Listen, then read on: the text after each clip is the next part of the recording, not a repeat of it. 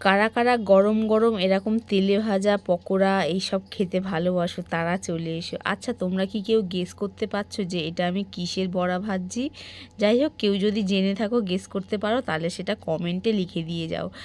আর আমি প্রায় দিনই, মানে প্রায় দিন বলবো না, মাঝে মধ্যে কিন্তু এরকম বানাই, তো বেশ ভালো লাগে।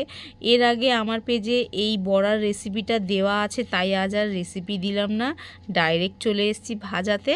তো এবার বলে দিই, এটা হচ্ছে ভাতের বড়া। এক এক সময় কি হয় না, ভাতটা বেঁচে যায়, তো সেই বেঁচে যাওয়া ভাত দিয়ে নানান রকম রেসিপি আমি বানিয়ে নিই। তবে আজকের ভাতটা একটু গলে গেছিলো, তো আমি ভাবলাম এই গলা ভাত অনেকেই কিন্তু মানে খেতে চায় না, তো এই গলা ভাত দিয়ে না অনায়াসে এই মানে একটু মশলা মিশিয়ে আর এই গলা ভাতটাকে ম্যাশ করে ভালো মতন দারুণ টেস্টি পকোড়া তৈরি করে নেওয়া যায়। এই যে পকোড়াটা দেখে নিশ্চয়ই তোমরা বুঝতেই পারছো। তাহলে এবার থেকে কিন্তু একটু নরম হয়ে গেলে সেসব ভাত কিন্তু ফেলে না দিয়ে এইভাবে ঝটপট